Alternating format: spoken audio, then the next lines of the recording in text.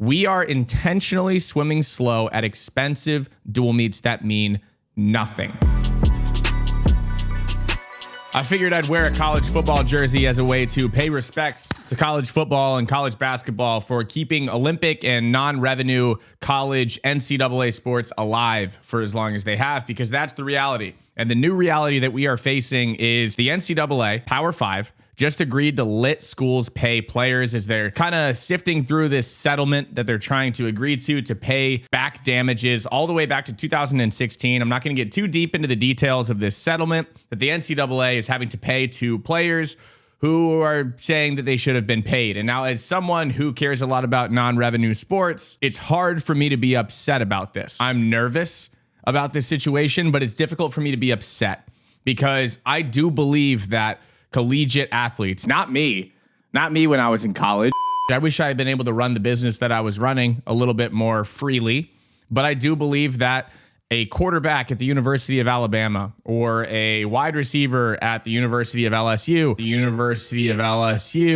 I feel like they should be compensated for the amount of money that they bring in. I believe that. Swimming doesn't bring in money, bottom line. Maybe a Leon Marchand could bring in money. Maybe a Gretchen Walsh could bring in a little bit of money. But the thing is we don't bring it in consistently. We don't bring in enough to be compensated. I don't believe that we do. I believe that we are on life support, and I believe that that life support is starting to push away from having to keep us alive. And I don't think that is really unfair. I'm talking about college football and the future of college swimming and how college football is kind of drifting away from the NCAA. It's something that, if you're surprised by this, maybe we didn't do a good enough job sounding the alarms. If anyone within college swimming, really deep within college swimming in a management position or a position of authority is surprised by this, then you have intentionally been covering your ears. I'm done with this rant though. I'm going to move on to what I think this means for college swimming and what we need to do about it.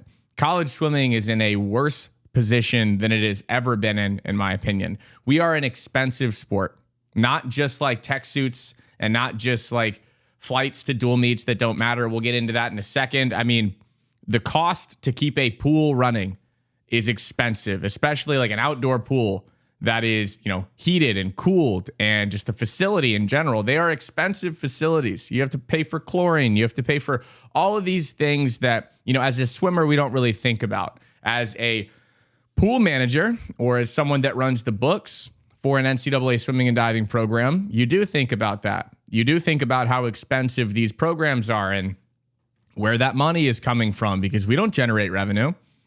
Bottom line, we don't really generate revenue. We do swim camps and stuff, and those are super fun and cool and generate some revenue and make us some money. But at the end of the day, that's not going to pay a multi-million-dollar bill that a swim team runs up by the end of the year. Now, where is all that money that we're spending coming from? Well, it's expensive to fly a team to a dual meet.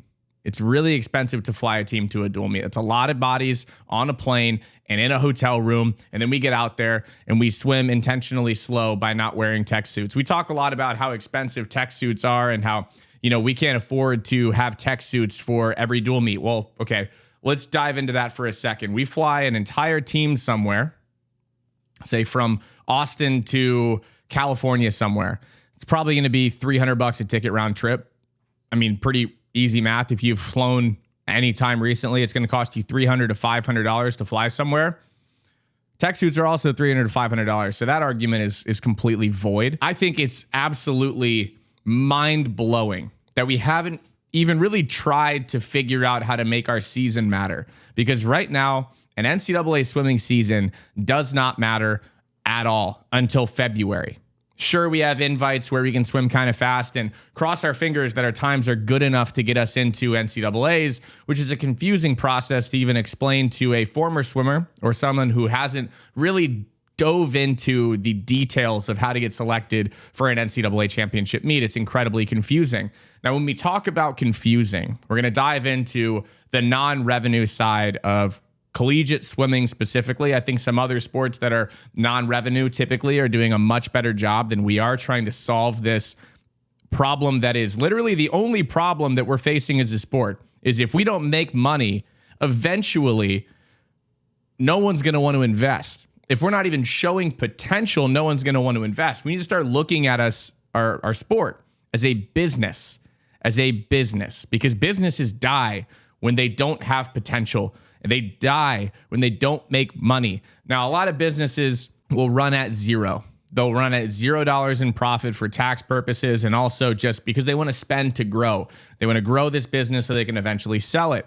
Swimming hasn't just really shown much interest in trying to run anywhere near zero. We've shown a lot of interest in spending a lot of money and swimming in dual meets and thinking that it's fun and hoping that our parents and friends and family show up. And typically it's only the parents that do. Shout out to the parents for going to these meets, even when you're not really expecting your athlete that you're there to watch to go a best time. They're just kind of swimming, and then you cross your fingers and hope that you win. And then when you leave, it doesn't matter. We have a season right now that generates little to no revenue, little to no interest if we're being real until February. February, we get conferences. It's a 5-day prelim final meet. A 5-day prelim final meet where we swim these prelims, we get everybody into the finals, and then we sometimes run finals all the way down to a C final. Imagine explaining that to an ESPN. As someone who has worked with ESPN and also understands the streaming side and the streaming business, they care about what is a good product that they can then package and sell to an audience and then start to create a business. All right, a business. We're talking about business again. It's a wild concept to talk about outside of the tech suit business in swimming. We are an entertainment sport that entertains really once every 4 years, if we're being real.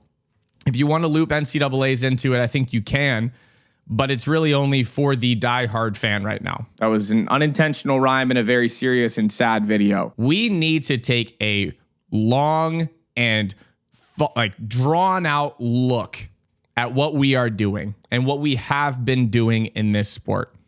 We are intentionally swimming slow at expensive dual meets that mean nothing. They mean nothing. No matter if you have bells and whistles attached to it to try to get some fans interested, which I think is great. Don't get me wrong. I tried to kind of hedge against that in the post that I put out on Instagram. I think it's great that we're trying to be entertaining. I think it is great. But I also think that schools and athletic departments and coaches and staffs are set up for failure when they're trying to package up a dual meet. Say it's ASU Texas on the men's side. That's as exciting as it gets right now because you've got this rivalry with Herbie and Bob leaving and they just won an NCAA title. That's as good as it gets. Package that up and then try to sell it to a fan, make it really exciting. But then when those teams leave, the only thing that matters to those teams that are ranked teams, good teams, great teams in the NCAA, is bragging rights. You can sell bragging rights to alumni. You can sell bragging rights to the diehard swimming fan, but you cannot sell bragging rights to an audience of people that don't even understand swimming, especially when you bring them into an event where we have 15 and 25-minute breaks with no entertainment going on, just to watch everybody warm up and warm down. Do you see people warming up and warming down during the entire halftime show at a football game or a basketball game or a volleyball game? I don't even know if they have those there. No, that is their arena. That is their stage. If you're not performing on it, then get the hell out of the way. That's the way we need to treat these things. Let's entertain. Let's try to figure out how to sell one ticket. The worst argument that you can possibly make against what I am saying, and hey, if there is an argument against it or against a certain opinion that I have, please drop it in the comment section. We are a sport that is dormant right now as a fan base. But every time we talk about something like this and get excited about something, we wake up and we get loud. It is a much larger fan base than anyone will ever tell you. The people that tell you we don't have a big enough fan base are just scared of trying. So tell them to shut up and drop a comment. I honestly lost my train of thought. I'm back on my train of thought. I hope you went on that journey with me. The people that tell you that making $1 extra doesn't matter are flat out wrong. Make $1, then figure out how to make 2. Then figure out how to make 4, figure out how to make 8. Because that process of trying to figure out how to make $1, $2, $4, $8, along that way, you're going to make mistakes and you're going to start to figure out how to solve this problem. The number one thing that has set us up for failure is our lack of trying. our lack of shuffling things around and trying to figure out a formula that works and trying to figure out a formula that could eventually, we don't need to figure this out next week. We don't need to figure it out next month. Eventually set this sport up to not be profitable, but exist and exist somewhat on our own. Because if a private equity group or some major donor or funder wants to come in and try to help inject some cash into this sport, they need to see us try. We got to try, and we got to stop doing whatever the we've been doing for the last 25 years.